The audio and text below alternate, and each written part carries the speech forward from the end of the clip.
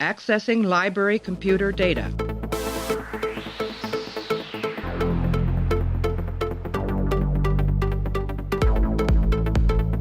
Out there are no saints.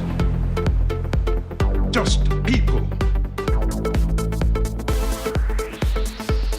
Hey everybody, welcome back to the show. Continuing our run through of Deep Space Nine. We are up to episodes 20 and 21 of season 2. It's called The Maquis. It was directed by David Livingston and Corey Allen. Livingston did part 1, Corey Allen did part 2. Story goes to Rick Berman, Michael Piller, Jerry Taylor, James Cocker, Ira Stephen Bear, and the teleplay goes to James Cocker for part 1. Teleplay for part 2 goes to Ira Stephen Bear. It aired back on April 24th, 1994 and May 1st, 1994. In this episode, we learn about the Maquis. We learn about all the nonsense that's going on in the DMZ of space. We learn that Benjamin Sisko has a friend, and we learn a few other things, I suppose, about Deep Space Nine. I don't actually have the Memory Alpha wiki page open right now, so I can't give you the copyright infringed summary of what it is. But anyway, Clay, how are you? I'm good. They really brought everybody into the room for this one, huh? Yeah. Seems like everybody on board had a hand in writing this one. I'll have a well, there's sort of a justification for that, which we'll get into in a little bit. But I guess since time is short, we will just sort of play an audio clip. Me and Clay are going to come back, and we're going to break down the Maquis. Establish a dialogue. What the hell does she think I've been trying to do? Commander. Just because a group of people belong to the Federation, it does not mean that they are saints. Excuse me. Do you know what the trouble is? No. The trouble is Earth. Really? On Earth, there is no poverty, no crime, no war. You look out the window of Starfleet headquarters and you see paradise. Well, it's easy to be a saint in paradise, but the Maquis do not live in paradise. Out there, in the demilitarized zone, all the problems haven't been solved yet. Out there are no saints, just people. Angry, scared, determined people who are going to do whatever it takes to survive, whether it meets with the Federation approval or not. Makes sense to me. I'm glad someone understands. All right, Clay, so you mentioned at the top that this is there's a lot of writers on this one. So, as you say, there are indeed a lot of writers. We have all the showrunners from all of the series involved: Michael Piller, Berman, Jerry Taylor, Ira Stephen Bear. And we've got 2 people writing the script, which is usually the way that they do things with 2-parters in Star Trek. But I thought that the reason for this is I thought I'd sort of go through the history of the Maquis and where they stand at this point in the series. So I'll dull you with some rambling for a little while so you can kind of chime in when you feel like it, or you can just go up and get a coffee and come back in a couple of minutes. I'll hit my mute button so you won't be able to hear me snoring. The TNG, I don't know if you remembered the Maquis from TNG. They were in the last season. They were in 2 episodes. They were in The Journey's End and... Wes, I can't even remember what happened in the last episode I watched. And the Preemptive Strike. They're notable in TNG because both the episodes that they dealt with had a character leave the show, even though it was the 7th season. So they had Wesley Crusher leave the show, and then they had Ro Laren leave the show for the Maquis episodes. DS9 got sort of stuck with them as a middle ground because the Maquis were always intended to be a Voyager creation that would be like the sort of background of where Voyager would go, which would be the crew, half Maquis and half Starfleet mixed together, and they're 70 years away from home. How will they ever survive their trip back when there's such ideological differences between the crew? That was the whole point.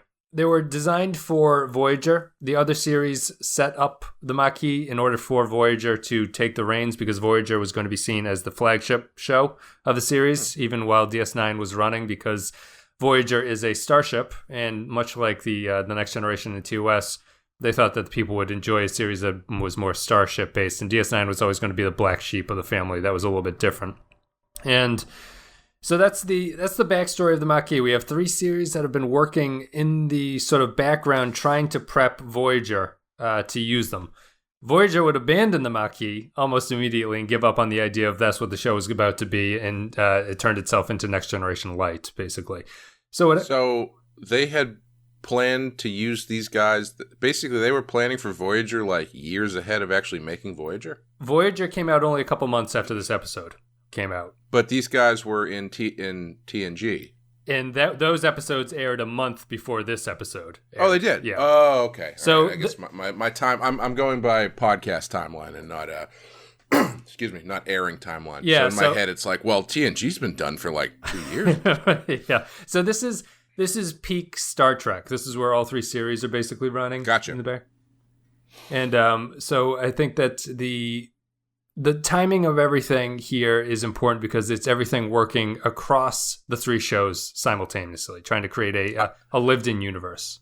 I do have to say, it is kind of impressive looking back on it that there were 2 Star Trek: The Next Generation and Star Trek as a brand was successful enough as a syndicated television show to create 2 more syndicated television shows running concurrently. Yeah.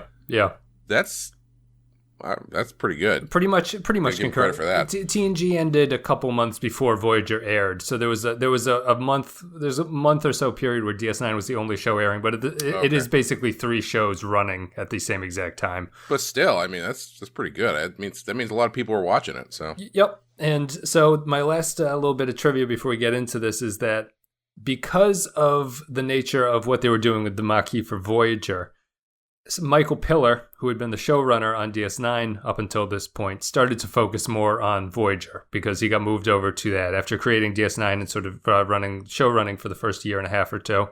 He then got called over to Voyager with Jerry Taylor. They started working on that. Michael Piller is still ostensibly the showrunner of DS9 at this point, but Ira Steven Behr starts to step up at this point. You probably remember Ira Steven Behr from the Star Trek documentary, the Chaos on the Bridge or whatever. He's the guy with the blue beard and the glasses. Oh, yeah, okay. He is he's a producer on the show at this point, and in the middle of season 3, he becomes showrunner of Deep Space Nine. And he had started his Star Trek career on The Next Generation in season 3. He didn't last a year because he chafed under Roddenberry so much that he quit the show. Mm-hmm. And he wrote, basically the only thing that people would remember from that year was Captain's Holiday, which is an episode that if you look back on it is almost making fun of Star Trek on some level. Like it doesn't take the material very seriously. And he would go on to become a important voice in DS9 and is sort of responsible for the way that DS9 worked. This is all a long way of saying, I think that the Maquis episode is important because this is the first episode that I've felt really embraces the direction that DS9 eventually starts to go in. And it's maybe a more important episode than it actually is good, but it is kind of a key thing. And to me, it felt really different from everything that had come before it. So that's been a lot of me talking, but you can let me know what you thought about the Maquis as a sort of general oversense, and then we'll get into it. I enjoyed it. If I'm honest, the first half was a little rough for me, only because I'm still getting over my preconceived notions of DS9, and the first half of this was pretty much everything my traditional shying away of DS9 is built upon, which was just people basically talking about diplomacy for an hour. But that being said, I did think what they were doing was good. I actually think it works together as a whole really well. I watched them separately, so I didn't funnel right into the next one. So the first one didn't make a huge mark on me. But when I finished it, seeing it as a whole story, I think it's done pretty well. The stuff that they give you in the first episode is all very all very integral to everything that plays out in the second one, and it's interesting political stuff. I guess that's the thing. It's like the stuff that makes it engaging, that makes the first half engaging, doesn't really happen until the second half, because you really get to see how the political machinations start to move. But yeah, once you got to the end, seeing how they have to kind of dance around with the Cardassians, and how the Cardassians are, constantly lying to them, but also trying to preserve their own peace. I thought it was well done. And I mean, Sisko gets some really great stuff to do, like monologues and stuff. There's a lot of good stuff in these episodes. Yeah, I think that it is right. We don't have a sci-fi B plot, basically, right, which is a big step forward. It's a purely character-based thing, where they're working on And I don't know. I might like. Obviously, we're gonna have our jokes and stuff, but I feel that the episode is no jokes. This episode, none. I feel the episodes themselves are very. There's a big shift in tone here, where like this is basically Sisko's story. And to, for where the rest of the series is going to go, this is kind of the initiation of Sisko becoming disillusioned with Starfleet on some level. Mm-hmm. And the episodes that we've had previously to this, while he's had a little bit of doubt about whether or not he wants to be in Starfleet, he hasn't had doubts about the institution itself. He's had a lot of episodes where Emissary, he wanted to drop out, but then he decided that he's going to come back in and he's going to lead the way. He thought that Jake was going to go to the Academy in Shadowplay and was disappointed when he didn't go. Blood Elf, he tried to convince Dax not to kill somebody because it goes against Federation values. Sisko to this point has been a company man. And the Maquis is different because it is built around this idea, and it's Ira Steven Behr's worldview that the Roddenberry universe doesn't make any sense. Like the ethos of TNG doesn't make any sense. Basically, wait, was that a joke? Because we said no jokes. Basically summed up in the. I just have some. I have a lot to say about this episode, I think, but the it's built around the opening scene in the second part where Sisko talks to Admiral Nechayev about what they're going to do with the Maquis, and Sisko has a spiel where he's talking to Kira about Earth is paradise, and that's the reason that Starfleet Command is out of touch with what's going on, because when they look out the window, they don't see any problems that are going on. Right. That was great. I thought that was a great speech. That's the Ira Steven Behr trying to reconcile the Roddenberry universe with his own desire to actually have some kind of conflict in Starfleet and on this universe. So it's a shifting of the Roddenberry universe does exist, but it's limited to a sort of elite class of Earth that doesn't comprise what's actually going on the ground. Mm-hmm. And the Maquis represent that, where the Maquis basically have come into existence because the Federation fucked up a treaty so badly that the Federation has shown that they are willing to, in order to keep the peace, they're willing to sort of sell out their own people and not keep their people's best interests at heart. They're more concerned with these sort of Federation values of peace and prosperity and don't fight and war is not worth it and compromise is the way forward. And the series from this episode going forward is really built around challenging that idea about how can the Federation exist like this and where do the cracks start to show. And the enemies that they develop, the antagonists, including the Cardassians, are built to take advantage of that strength as a weakness. They sort of turn that on the Federation's head a little bit. Mm-hmm. And I think it's interesting. And you said you liked that speech, but did you think it was just the writing you enjoyed, or did you think that did you think it was unique, I suppose, from Sisko at this point? Oh, 100%. Yeah. No, I mean, the content of what he's saying is stuff that up to this point you've never heard anybody say in Star Trek. And it's really refreshing because it is a point of view. It's, because it's the problem with the Roddenberry thing is like, it's optimistic, but how much can you really lay into it before it just comes off as naive a little bit? Yeah. And because his whole thing about not wanting conflict between characters, blah blah blah blah, and it's like I understand what he's going for, but in keeping to that, we've talked about this a bunch of times before. You're ignoring the fact that people are going to be people, and they're going to do what people have always done. It's like even just because everybody is unified doesn't mean you don't kind of think someone's an asshole.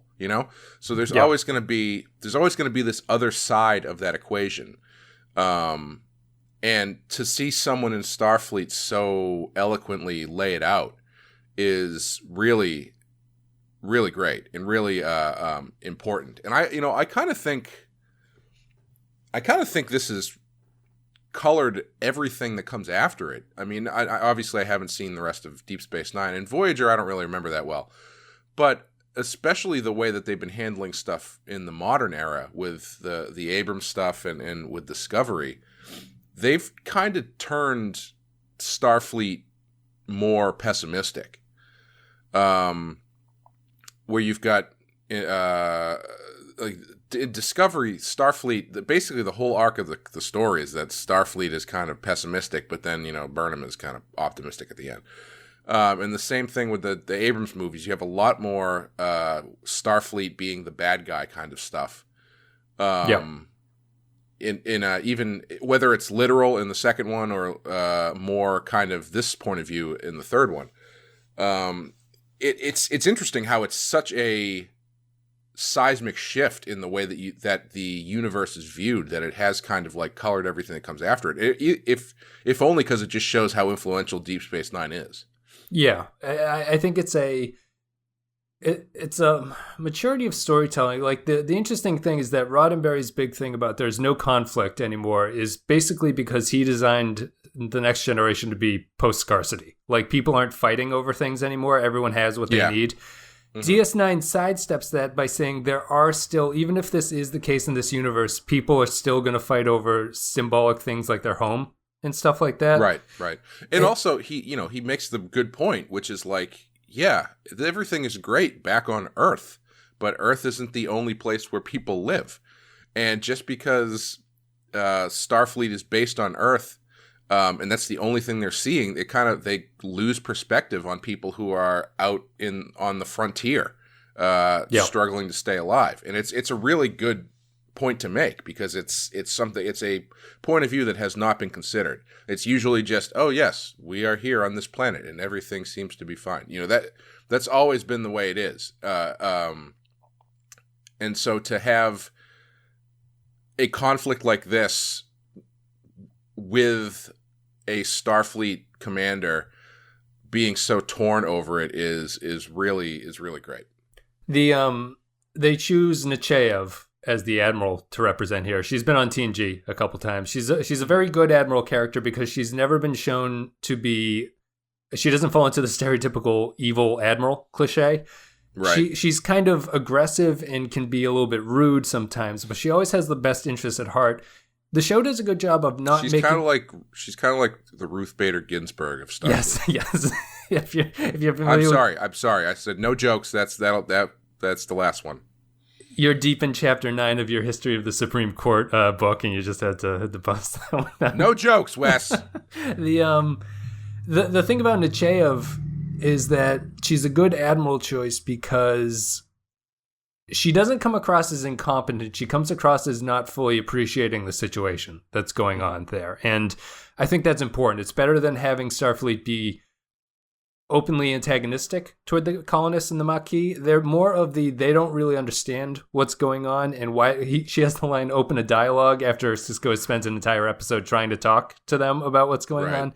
Right. And it's a clever flip around of the admirals aren't particularly evil. There's nothing evil about what Starfleet is trying to do. They're just not understanding what's actually going on underneath them. They're upper management that really doesn't have a day-to-day in the game of what's going on. Right. Mm-hmm. Just to get back, we'll start at the beginning here. So Sisko meets Cal Hudson, who is a commander friend of his, and they sort of have to work out this Maquis situation where the Cardassians and the Federation worked out a treaty where that no one seemed to enjoy the end result, where Cardassian colonies are on the Federation side and Federation colonies are on the Cardassian side. And now fighting has broken out between them, and the Federation is trying to squash whatever's happening there with this rebellion and this Maquis terrorist organization. And the Cardassians are trying to work it so that they'll have an advantage on their side. To me, the weakest part of this whole episode is Cal Hudson, just because I think the actor is miscast and he doesn't get it across for me. He feels a little bit wooden, and I needed someone who was a little bit more emotional and exciting in that position. I think he comes across as a little bit stiff to be the guy who's switching sides. Yeah, he felt like he was matching Sisko's energy, which is not really what you want to do. Right. Yeah. Like they both kind of had that same sort of like aloof grandiosity or grandeur to their voice, and kind of I felt like they delivered their lines fairly similarly. And I would agree that someone with a little bit more passion maybe might have been a better choice for that part. He's I think that the reason they're similar is that they're so blatantly supposed to be mirrors of each man could have gone the other way.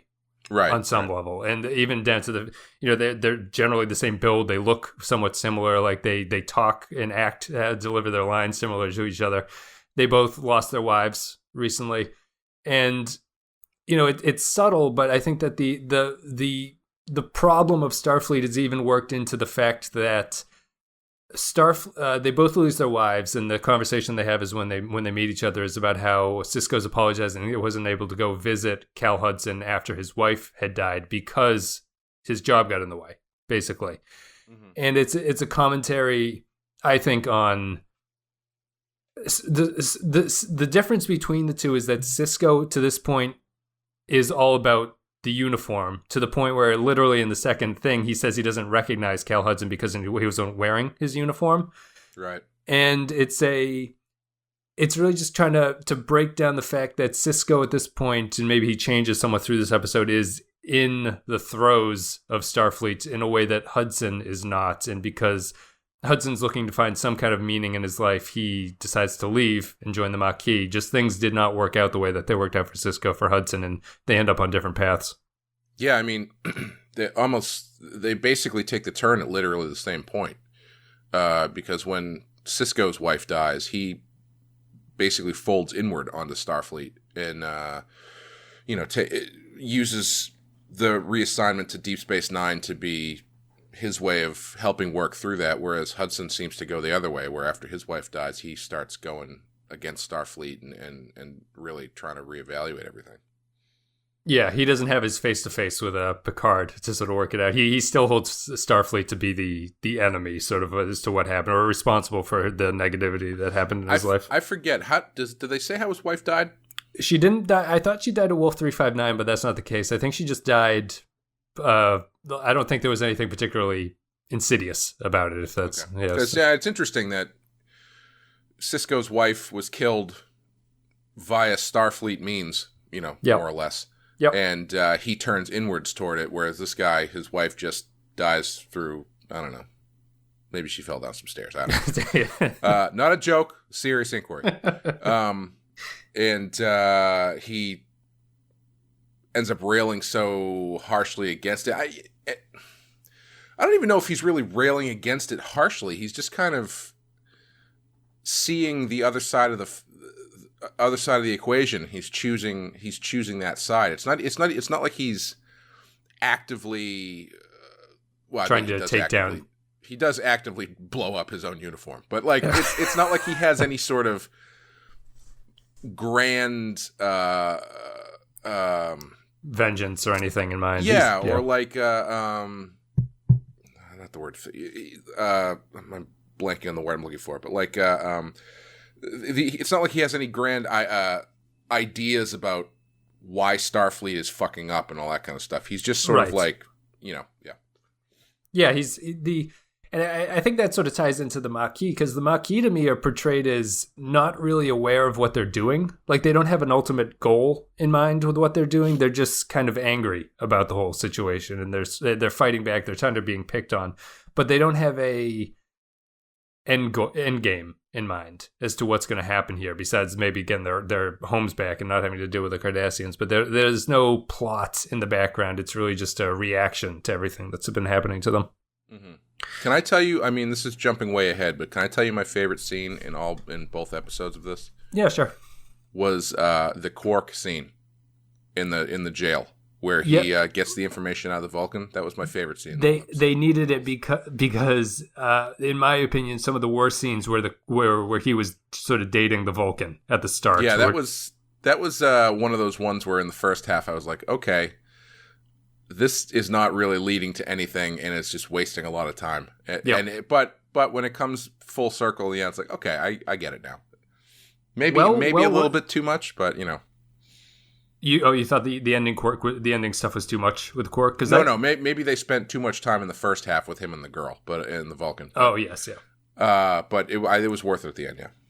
Why do you like the ending for Quark? Because it's a really I just love that he uses his shiftiness to accurately appeal to the Vulcan's sense of logic in terms of basically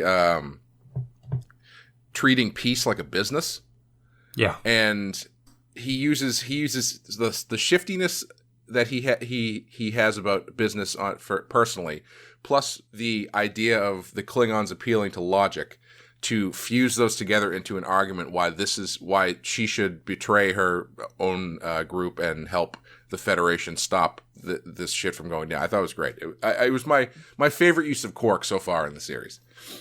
It's probably the best use of the Ferengi ideology. You know, Yeah. it's not using the Ferengi ideology as like a joke. It's actually saying that they could exist in this universe and they could have a way of seeing things that maybe the other races don't see at that point. It's also if you look at it from like a philosophical standpoint, it's incredibly pessimistic.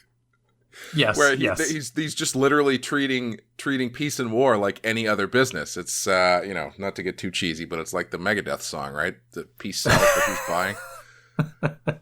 My favorite, but my favorite Onion headline is artists still trying to make art like they don't acknowledge that peace sells exist, or everything Ross Right. sort of the pinnacle. But it's a fascinating point of view that is very accurate to, like, if Sisko had given that speech, it would have felt really out of character.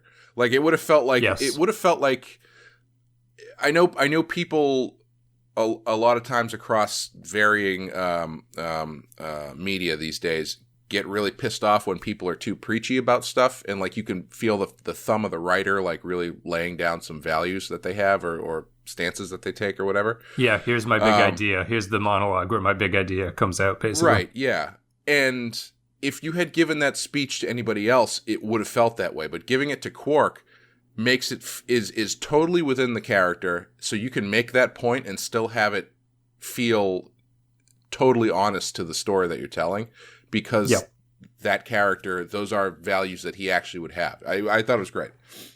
Yeah, It's necessary because I really don't like the opening stuff with Quark. So it's necessary in terms of redeeming him, and it's a really good just use of the characters. Bear tends to like the Ferengi more than anyone else has to this point. So he has some interesting ways of taking them, but it's nice to not have their sort of ethos be taken as a joke. Quark has a point at the very end. He sort of solves the whole situation, and that ties into the situation of the episode itself is largely fixed by non-human characters, because Dukat is also very important to the resolution here.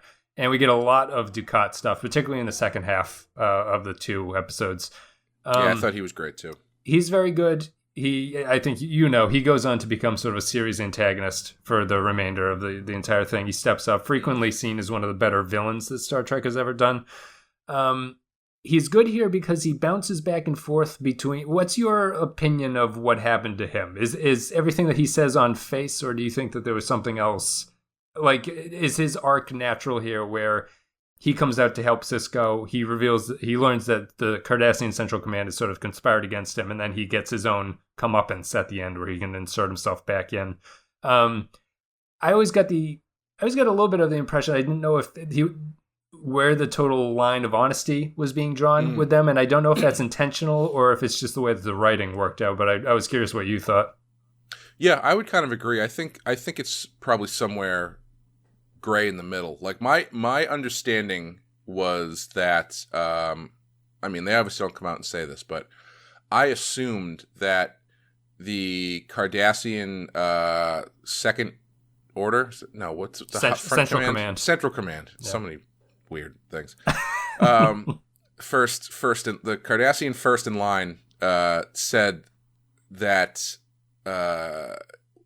I assumed that them throwing Dukat to the Maquis and basically putting everything on him was their way of washing their hands of the fact that they were running guns to the other side. They're going to sell him out. Yeah. Yes, exactly.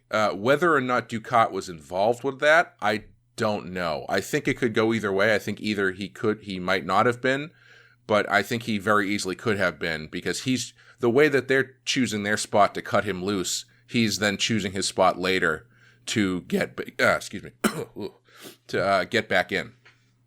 We got very emotional about that scene. It just touches me. I'm one of the things I love more than anything is betraying my own people. So when someone when I can see that in a character and really relate to it, it really resonates with me. No jokes.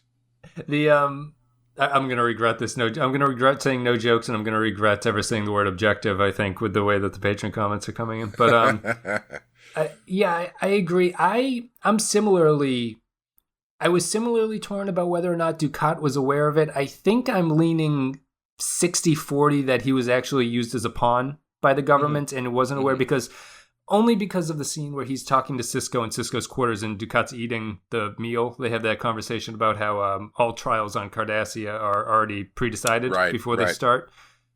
I got the sense there, he, to me, felt like he was betrayed by what had gone on there. And after that point, he kind of works with Sisko more to get back at the central government on some level. Like he wants to resolve it in a way that will not allow Cardassia to come out on top, or not to do active harm, but to not allow them to sort of embarrass him in the same way that they did previously.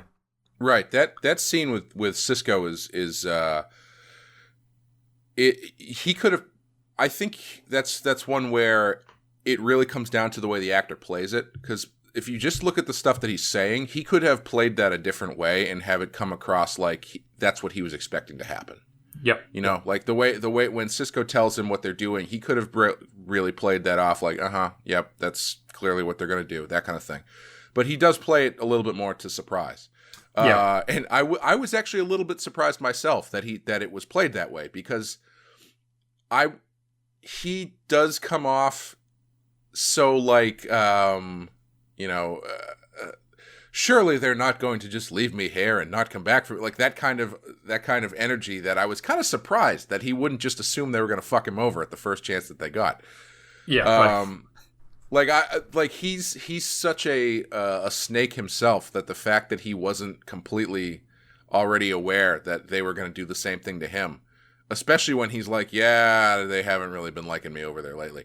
It is a little surprising. So yeah, I could see that. I think I would agree that would push me towards thinking that he was a pawn, but at the same time, I don't think it really matters. I think either way it still works, but I would agree that there's probably more evidence to go which way you're going. Yeah, and I think that what they do with Dukat is interesting because he sort of starts off as a voice of reason, right? On some level, he's used. The show is very careful about the fact that it never says that the Cardassians are better than the humans. Like the ideology of the two are not better. The Cardassians are clearly a worse society than the Federation is, and we don't really know too much about them, do we? Like no, as not far a as their tremendous society. Yeah, you know that they're a military dictatorship, which is never particularly good. But we don't know too much about what goes on Cardassia. We know that there are underground resistances. We know that, and it's a military organization. They're constantly obsessed with war, and they're obsessed with war because they basically starved their own culture to death in order to fight these wars. So what we learn about them, though, is that the show is sure that the Federation and the Maquis have a stronger grasp of ethics than the Cardassians do, because when Dukat gets captured and they're trying to mind meld with him and it's not working and they refuse to torture him, and Dukat is kind of making fun of them, saying like you basically don't have the balls to do what's necessary in this situation. Yeah, I like that scene too. The Alemo's really good as Dukat. He's a really good actor. He's great. They pretty much lucked out with him, but what they're doing is just. And then it ends with the scene in the shuttlecraft where Sisko refuses to fire on Cal Hudson, and Dukat says he's disappointed with Sisko. He thought he had something in him. And Sisko says he'll sleep all right, knowing that Dukat is disappointed in him. Dukat is a voice of reason, but he's also too brutal to see as an end game. Like he is not the solution. He's not 100% right in what he does here, but he is a different way of thinking that actually saves the day in a few situations. Like his tactics are able to get results in a way that the Federation tactics aren't.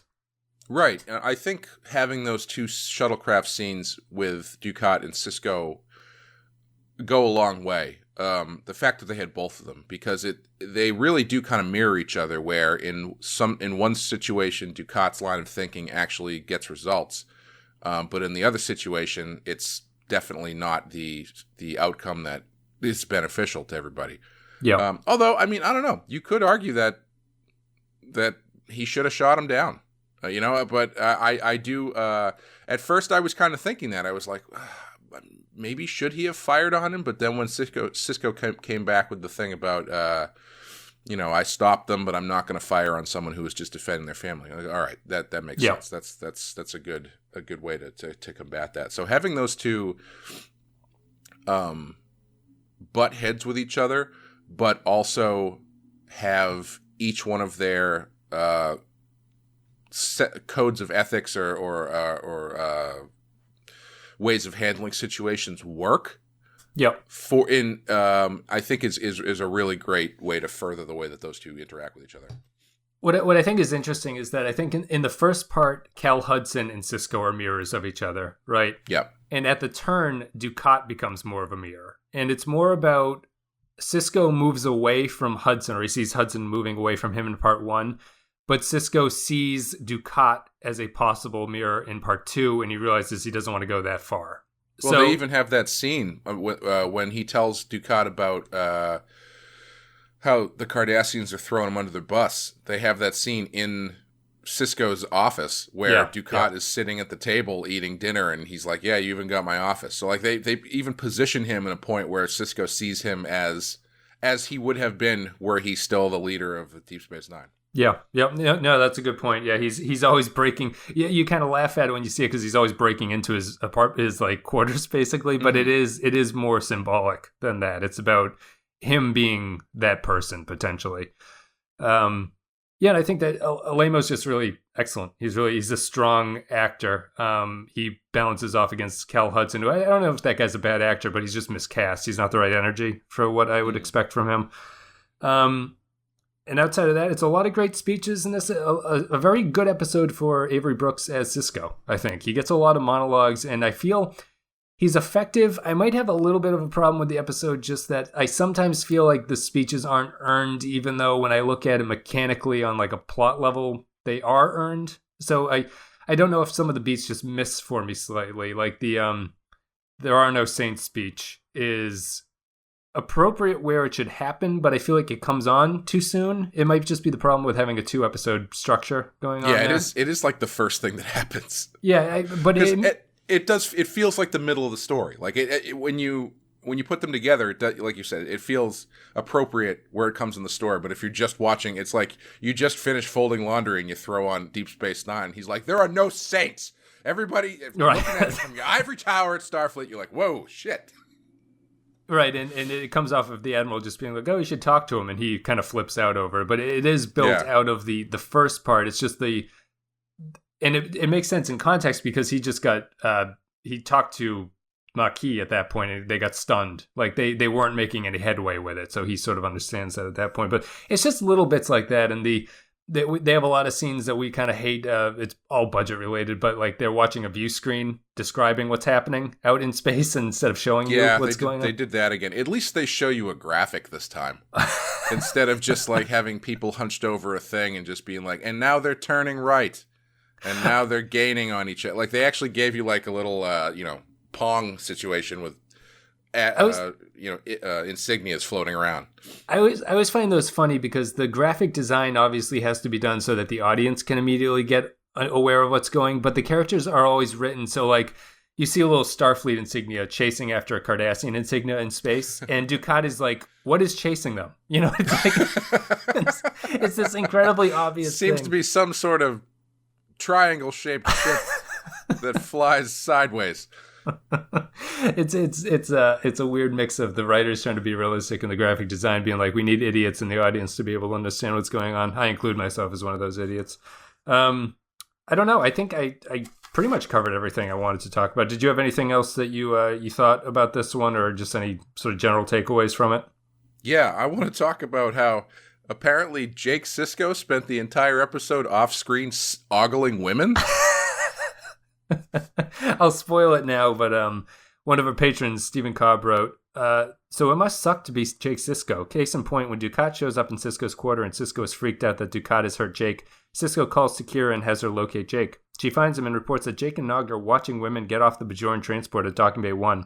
So apparently, Jake cannot surreptitiously check out women without everyone in the ops knowing about it. If I had that experience, I would not want to be a part of Starfleet either, which is an excellent... Cut to Jake just hanging out by the door with a giant pair of dark sunglasses on, trying to pretend like he's not staring at these women. If I hold up a book, I can look over the top of it and no one can see my eyes. It's a very good point. Something I did actually want to talk about, all joking aside, because we're not doing that this episode. No jokes anymore.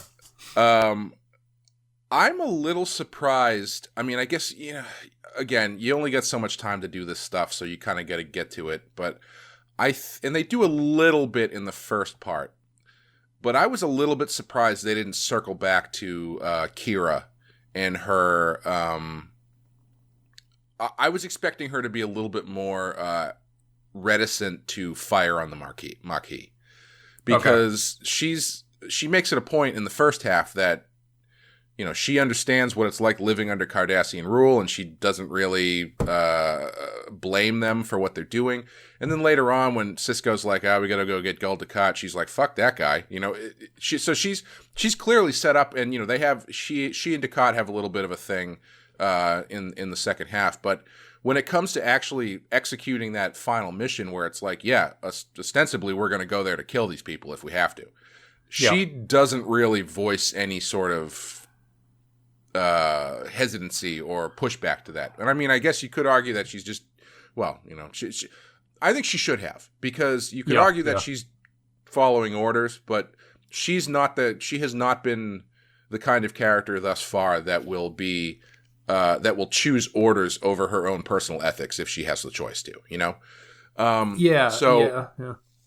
It surprised me a little bit that they didn't give her a little bit more, hesitancy, or maybe even have her opt not to go or something, and because you could have she didn't do anything at the end there. You could put anybody on the ship. They do that a lot. They insert people into the ship that don't really do it. It's really just like someone to talk to, basically, so that the main character who matters can have an opinion bounced back at them. Or something. You could just put Bashir on, or was he on one of the other ones? I don't remember. Bashir was on there to bring up the point of, are we going to fire on our own people? That's his only line, I think, in the entire script. I was actually also wondering why when they go down to these places, he's on the away team every time. But I mean, I guess that's a standard thing, because, why did McCoy always go down to the planet? Who knows? But it's always like, Odo, you, and, I don't know, Bashir, you guys come with me. It's like, what? Why Bashir? Is he going to, just in case someone needs stitches or aspirin or something? Also, his name's Julian? I didn't know that. Yeah, Julian Bashir. Yep. I think that's the first time I've ever heard his first name spoken out loud. That's interesting. Oh, interesting. Do you know, well, I guess, I wonder if there's anyone else. So what's Dax's full name? Daxword? Daxword. I think Kira's the only one that you probably wouldn't know. Ben Sisko. Although you were laughing the other day when I said his name was Ben Sisko, and you're like, I didn't realize his name was Ben. I think it was Benjamin. I think I knew the Ben, for some reason, his whole long name. Oh, his whole full name. Yeah, I can't remember which. Yeah, one of them stood out to me. No, Dax is, Curzon Dax is the old one, right? Yep. Curzon? Jadzia. Yeah, Curzon is the preview. Yeah, she's Jadzia. I actually don't know. What's Kira's full name? Kira Nerys. Yeah, I wouldn't have guessed that in a million years. Yep. And she's the Bajoran thing, so her first name is Nerys, and her last name is Kira. Interesting. I didn't know that either. So, I think that I agree with you about the Kira aspect at the end. I think that they kind of cover their bases a little bit. Maybe not perfectly story-wise, but they have that good scene at the end of the first episode in Ops, where I was struck by how different it is in this series than it is in any of the previous series, where they're discussing what to do, and Odo is talking about his hands are tied, and Starfleet doesn't allow him to do what he wants to do and what he needs to do to keep people safe. What do you think they're telling him? The 2 kidnappings and a ship exploding in the course of a week. Sure, they've got a few things to say. It's their own fault. I've been warning them since the beginning. What are you talking about? Their fault? But you're in charge of security. If you will let me be in charge of security, I will give you a safe station. You people tell me to do my job, then give me a Federation rule book listing all the things I can't do. Untie my hands before you start to blame me, Mr. O'Brien.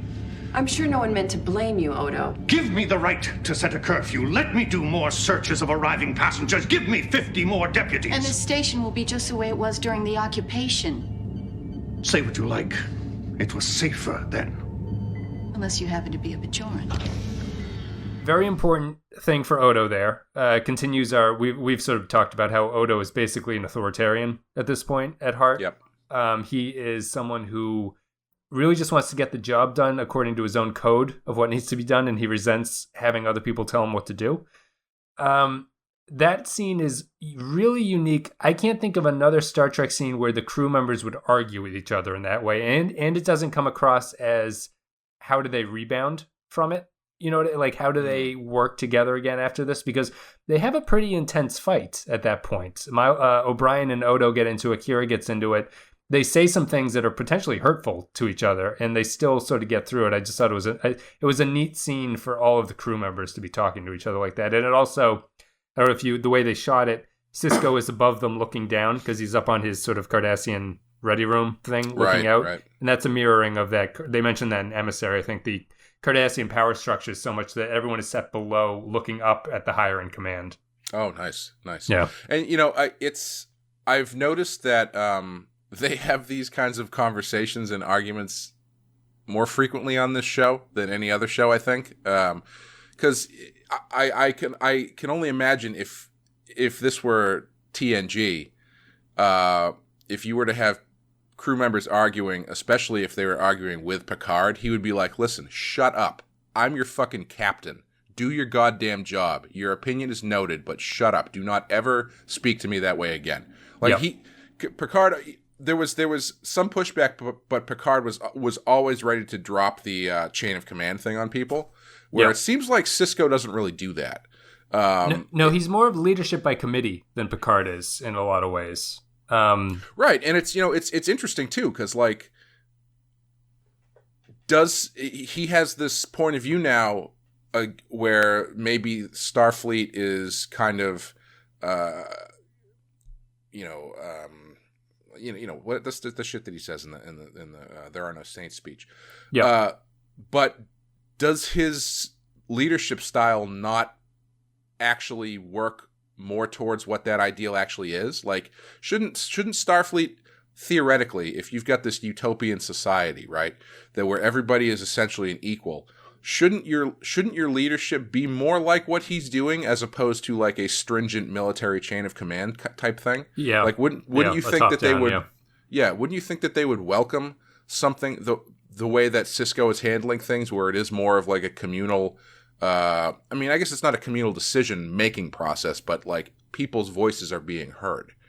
Yes. Yeah. And I think that goes in direct conflict. The Maquis voice is simply not being heard at this point. Like, it's a failure. The Starfleet structure is a failure of the ideals that they claim to uphold, I think is what the episode's saying and what you're pointing out. Yeah. Yeah. And so it's, I like that they have this character who is going against what Starfleet is, but in doing that is almost even stronger what Starfleet is supposed to be. Yes. Yep. No, that's a good point. I think that's accurate, and I think it's an important way for the series. It's the show. I don't know if you felt it was different. I feel this episode is very, very different, especially knowing sort of where the show goes. Mm-hmm. This is what Ira Steven Behr is interested in, I think, in the Star Trek universe. And you can tell. This is the way that the series generally goes going forward. Maybe not immediately, but it's certainly the tone will shift to be this kind of a thing. Less about the TNG sci-fi angle and more about what's going on this station. Yeah, I'm going to be interested to see how I respond to these episodes as they start to change, because I feel like over the course of these two, I kind of reassessed the way that I was taking it in a little bit, because up to this point, excuse me, I was expecting the classic kind of Star Trek thing, and so that first half of the episode I found kind of boring, to an extent because it was lots of talking and lots of like politics. It's all set up. The first one is it's all set up. Entirely set up. But when they paid off in the second one and you see what they're doing, it's like, okay, they're going after something explicitly different than what TNG or TOS have done up to this point. So keeping that in mind for me, I think is going to be crucial for really appreciating what comes after it. So I'm looking forward to seeing how it changes because it's definitely different than anything I've seen up to this point. Yeah, this one felt more modern. I enjoyed it on a level that I haven't enjoyed. Even some of the better episodes like Duet and Necessary Evil that we've seen, it felt different to me. And I don't even know if it's a great episode. Because I think it has problems on it, but it was even if you consider it a mediocre episode, I think that it handled its material more interesting or more like watchable than the mediocre episodes we've seen to this point. Mm-hmm. I think that's pretty much it. We talked about Odo's authoritarianism. We talked about Sisko. We talked about all this stuff. We talked about the changes. I think that's it. We're going to take a break, play an audio clip. Me and Clay will come back. We'll read some patron thoughts, and then we'll be final thoughts, and then we will call it a day. I thought you were strong, Commander. You're not. You're a fool. A sentimental fool. I said I'd stop the Maquis, and I have. But I would not kill a good man for defending his home. You disappoint me. Don't expect me to lose any sleep over it. Mr. O'Brien, when you get a chance, I could use some help with these engines. Yes, sir. All right, so patron thoughts. If you support the show on patreon.com/the Pensky File, a couple dollars a month or whatever you donate, you can leave thoughts about upcoming episodes and they get read on the podcast. We only have a couple for these. I think I put any jokes you make will not be read. I will edit them. I will edit them out. I've already done so with a big black marker here. We read Stephen Cobb's first thing about Jake trying to look at women, which is a very good point. The back and forth between Dukat and Sisko for the entirety of the episode is very good. Lots of writers on the two-parter, but not so much of the future. But so much of the future Star Trek universe is established based on these episodes. Pacing is not that bad. The big combat scene at the end is tepid at most, but it's at least interesting. I really like that Dukat is coming into his own on this with a great line, "I'm not just any Cardassian, I'm Gul Dukat, Commander of the Second Order." A great bit of character that really helps establish his arrogance on how important he considers himself to be, which really helps give us background on the character in the latter half of the series. Chad Wiley, the Maquis. I like the idea here better than the execution. DS9 is the only one of the 90s Trek shows to seriously explore the idea that, hey, maybe the Federation isn't perfect after all, but the episodes themselves are pretty dry for my taste. Like a lot of DS9's good ideas, it'll have to return to this in a few seasons down the road to really do it justice. They do. The Maquis do return quite, maybe not frequently, but they're in a handful of episodes going forward. Again, it's interesting to me that they were intended for Voyager, and DS9 actually did the best job with them out of all of the series. I'm kind of, I don't know, they seem like something, well, I guess you could go back to it, but it's difficult. I don't know what you would do going back to it that would be novel after like maybe 2 or 3 times, because it seems like if their whole thing is that they're just rebelling against the Cardassians, it's like, well, you know, all right, sure. Yeah, I think what do you do? How many times can you go back to that well before it's kind of like, all right, what else you got? Yes, it's all going to be very similar to the idea of this episode of what's going on, but it's the Maquis are. What's interesting to me is that they wrote this. This is essentially right after the incidents like Ruby Ridge and Waco had happened. Mm-hmm. Oh, interesting. I didn't think about that. They're somewhat, the shows are very supportive of the Maquis ensemble. I wouldn't say that they fully endorse what the Maquis are doing, but they're not super critical about what the Maquis are doing. And they sort of have a belief in what they've done. And I don't really remember what it was like after those two, but if people are unfamiliar, Ruby Ridge and Waco were sort of the rise of like the right-wing militia in the U.S. that was very concerned about government overreach and big, the government sort of, the U.S. government not staying American and becoming sort of a global entity and not respecting what American values are at any point. It's a good thing that line of thinking went away, huh? Yeah, we don't have to think about that or worry about that anymore. I can't remember. Were those before Oklahoma City? Yes, Oklahoma City was in response to Ruby Ridge. Yeah, Oklahoma City kind of put the cap on that for a while. Yes, it did. But it's interesting that the timing there is funny. It almost feels like Trek wouldn't be the show to really approach that kind of topic because it's a little bit close to home, sort of. It's a little bit too emotional, but they do, and there'll be more of that going forward. You know, I'm sure that they probably don't do this, but it would be interesting to have an episode where you have a situation like this that's very complex and very ethically gray, and one of your characters is someone from Earth who has never encountered anything like this ever. You know, someone who's just been living on Earth their whole life and is like, no, everything's great. And then you put them into this situation, they're like, wait, what?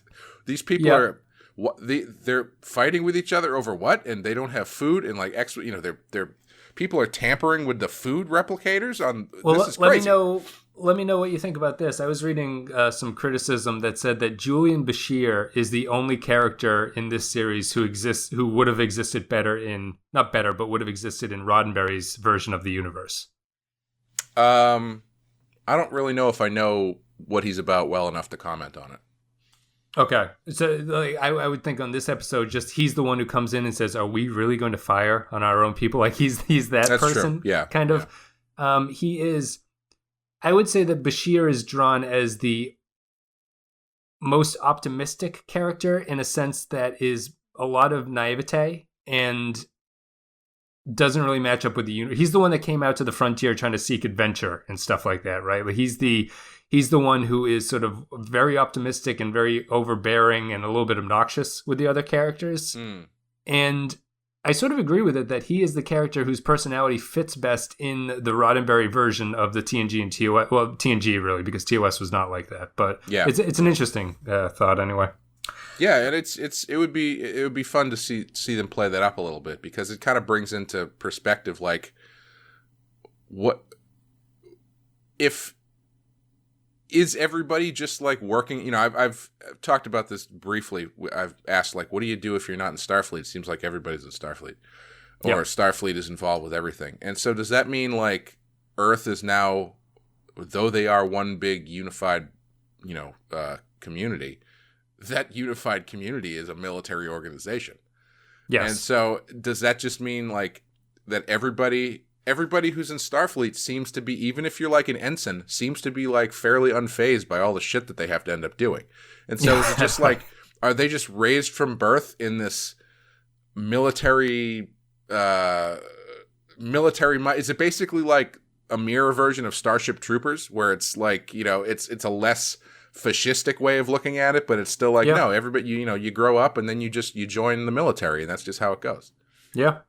Well, we'll have to see if the series delves into it, I suppose. I'll say obliquely. I think so, and I think you're onto something there. The way that you're saying that, does that mean there's a bunch of people who know what happens in the show who are like screaming at their iPods right now? listening to me say that, like, you have no idea what's coming. They did that when we mentioned no jokes, I think, at the top of the show.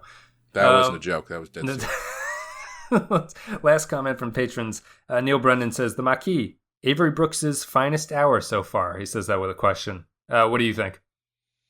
Yeah, I would say so. Yeah, I think it gave him the most material, and I think he did a very good job acting here. This is the way that Sisko gets drawn a little bit more consistently going forward. And the stuff that we've, at least, the stuff that I think we both commented on that have been the high points for him have been these points where he's had to make sort of ethical decisions and have these ethical discussions with people. And so to see that really writ large, I think is definitely playing to the strength of the way that they're handling the character. Yeah. I'm going to give this one a 4 out of 5. I think it's a strong 4 for me. I really enjoy it. It's a two-parter that I enjoy too, which is kind of unique on just like a technical Star Trek level.